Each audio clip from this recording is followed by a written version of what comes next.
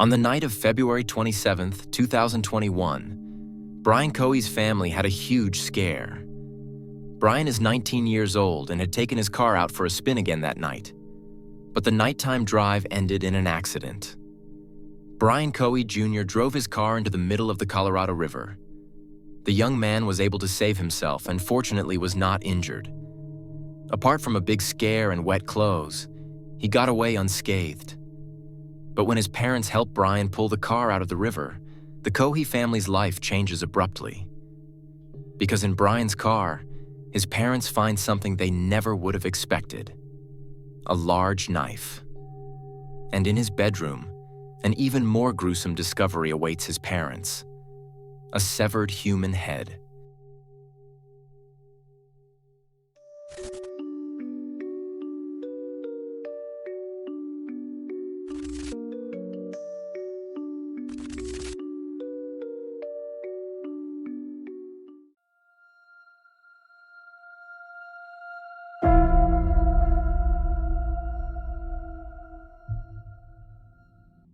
Brian lives with his parents in Grand Junction, Colorado. Brian Cohee Jr. has had several health problems since his youth. In 2018, he was diagnosed with depression. Brian also has ADHD and autistic traits. That is why Brian has been in therapy since 2017. At that time, his uncle died, and the loss affected him deeply and made it more difficult for him to cope with his mental health. However, the treatment is not really working. His behavioral problems are actually getting worse, and he is becoming increasingly unempathetic. The teenager makes transphobic comments, bullies a classmate with mental health issues, and has some very worrying role models. He describes Hitler, Ted Bundy, and the Columbine shooters as his idols. Brian's mother, Terry, and his father, Brian Sr., repeatedly visit various treatment centers with their son over the years. They realize that Brian's behavior is more than alarming. The young man seems unable to comprehend how his statements and actions can affect the people around him. But they are not really being helped. It seems as if the family is simply being sent from doctor to doctor with Brian, who has now grown into a young man. Brian has hardly any friends and few social contacts outside of work. Even in high school, his classmates mockingly call him Dahmer, after the serial killer Jeffrey Dahmer. As an adult, he's not much better at building a social circle. This makes it all the more important for his parents to support their son as best they can. On February 27, 2021, the family wants to have a cozy movie night. Brian chooses the movie for the evening. It's going to be 1984, based on the novel of the same name by George Orwell. After the movie, around 10 p.m., Brian has something else planned. He gets in his car and wants to drive around a bit. And from there, events take their course. Brian is already 19 years old, so if he wants to drive around in his car on Friday night, that's his prerogative. Brian's parents go to bed while their son is out. But after a few hours, Brian calls his parents in the middle of the night. He calls from the Blue Heron boat ramp on the Colorado River. On the phone, he explains that he misjudged his parking and drove the car a good distance into the water. Now he can't get out on his own. Terry and Brian Sr. set off in the middle of the night to help their son out of his predicament. Once there, Brian's parents decide to call the police. They can't pull their son's car out of the water on their own. But even the patrol officers who are called to the scene can't help. Brian, his parents, and the police officers decide together that it would be best to call someone with the necessary towing equipment so as not to damage the car further. The Cohees take their son home first so he can change into dry clothes. There's not much they can do at the scene of the accident anyway. A few hours later, Brian's parents drive back to the Colorado River. They want to take care of the car. Once again, Terry and Brian Sr. meet the police at the scene of the accident to supervise the recovery of the car. Brian Jr. does not come with them. He stays at home.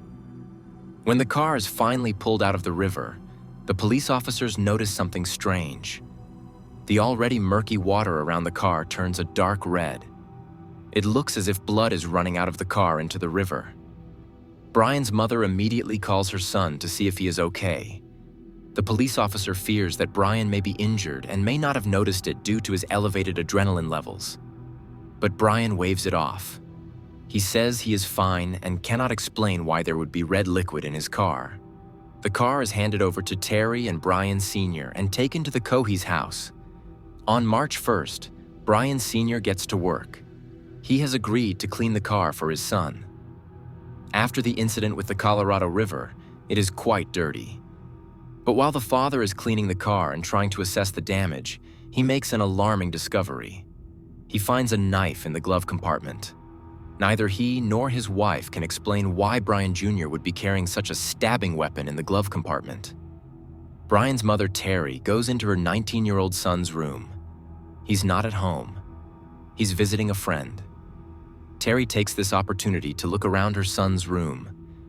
It's as if she has a gut feeling after the strange events of the previous night. And she is not mistaken. In Brian's closet, she finds a heavy plastic bag. When Terry looks inside, she discovers something terrible. The bag is teeming with maggots. They are crawling over something that looks like a severed human head. Brian's mother is shocked and immediately calls the emergency number. In tears, she tells the operator about her discovery. The police don't hesitate and go to look for Brian. When one of the police officers approaches the 19-year-old, he simply says that he can guess what it's about. An investigator says to him, Right. Okay, so parents have some concerns of some stuff they may have found in your room? Yeah, I believe so. And what would it be? A human head and hands.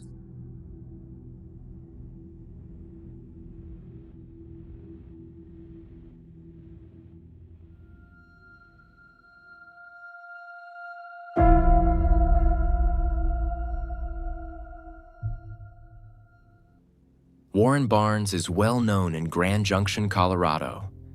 The 69-year-old man is homeless and wanders the streets of the small town every day. He has developed a real routine for himself. Every day, he visits the same places on his wanderings through Grand Junction. The residents and shop owners know him well. For example, Monique Lenotti, the owner of a bridal shop on the town's main road. She even puts a chair outside her door every day so that Warren can sit there and read in peace.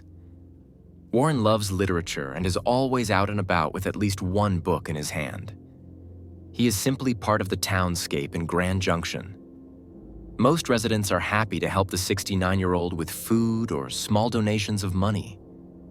Occasionally, Warren works for the residents of Grand Junction, doing small repairs for them or helping to carry furniture in boxes.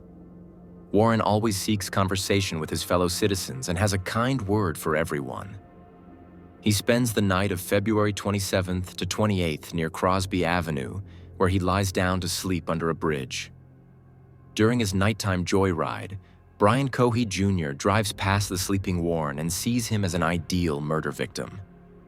Brian later confesses to Warren's murder during police questioning and reveals an unbelievable motive. Brian says he just wanted to know what it felt like to kill someone. After seeing Warren under the bridge, Brian parked his car, got out, and put on a Michael Myers mask. He immediately put on 3 pairs of rubber gloves to leave fewer traces. Then he grabbed the knife he had brought with him and suddenly attacked Warren. Brian describes how he stabbed the man in the neck so many times that his head was almost severed. Brian says that Warren fought back at first, but soon became weak. The attack lasted about 60 to 90 seconds. Warren even asked him with his last ounce of strength why he was stabbing him. Brian says he simply replied that he had always wanted to do something like this. Brian also says he cut open the dead man's stomach. He wanted to look at the organs and vividly describes the color of the entrails to the police during the interrogation. In addition, he cut out Warren's eyes and severed his head and hands, packing them into plastic bags. He then further dismembered Warren's body, but simply left most of the remains under the bridge. He then packed Warren's head and hands into his car and took these body parts home. It was then that he came up with the idea of sinking Warren's remains in the Colorado River. So Brian got back in his car, drove back to the bridge, and loaded the rest of Warren's remains into his car. He drove to the boat dock and threw Warren's body into the Colorado River, hoping that it would be washed away by the surf. However, he drove too close to the riverbank and the car slowly began to sink. So he called his parents to ask for help. Although Brian had thrown Warren's body into the river just minutes before and the car was covered in blood, he apparently felt safe enough. Brian reports that he deliberately chose Warren as his murder victim because he was homeless. He was consciously looking for someone who lived that kind of life. Brian seems to have thought that no one would miss Warren because he was homeless. But the killer was wrong. Warren was reported missing on the morning of March 1st, 2021. Monique, the owner of the bridal shop, who Warren visited every day, became concerned when he didn't show up for the second day in a row. Other acquaintances and friends of Warren were also worried, so they all decided to call the police. There was enormous concern for Warren, who was well-liked in the community. There was also consternation when, just hours later, it became clear what had happened to him. Or rather, what had been done to him. While the police were initiating steps to search for Warren, Terry Cohee called and reported finding a human head in Brian's room. After Warren's wallet was found at the boat dock where Brian had his supposed accident 2 nights earlier, the case was quickly solved. Warren Barnes was murdered by 19-year-old Brian Cohee Jr. And, as the perpetrator himself says, out of pure curiosity.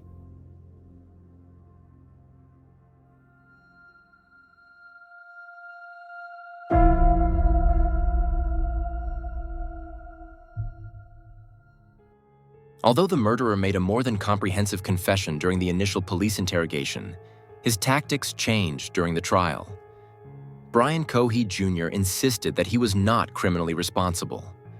He claimed that he was not in full possession of his mental faculties at the time of the crime. His defense also refers to his diagnoses of depression, ADHD, and autistic traits. Coupled with stress, these indicators led the then 19-year-old to virtually lose his mind on that February night. However, the prosecution disagrees. During police questioning, Brian said that he had been thinking about killing someone for a long time. He also said that he deliberately chose a homeless person as his victim, and he described how he had considered disposing of Warren's body in the Colorado River. This alone shows that he was fully aware of the consequences of his actions. A psychologist hired by the defense initially agrees with Brian's lawyers.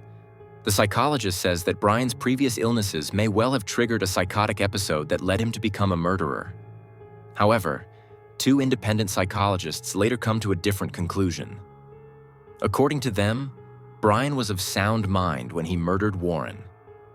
In February 2023, the verdict against Brian Cohee Jr. is finally handed down.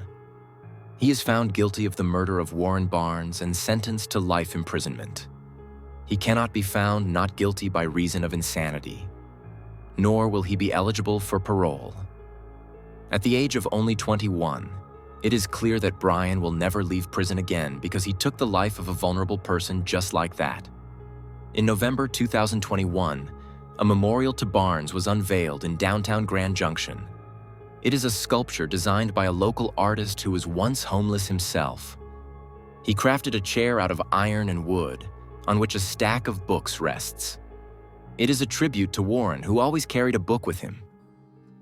Unfortunately, attacks on homeless people are not uncommon. If you found today's video interesting, please leave a like or a comment. Feel free to let me know which cases you would like me to cover next. And who knows, maybe your suggestion will be featured in an upcoming episode. If you like, please subscribe to the channel and activate the bell. That way, you won't miss any more videos, and it helps me out a lot. Other than that, there's not much else to say. I wish you a good morning, afternoon, or evening, depending on when you're watching the video, and hope to see you again in the next video. Until then, ciao everyone.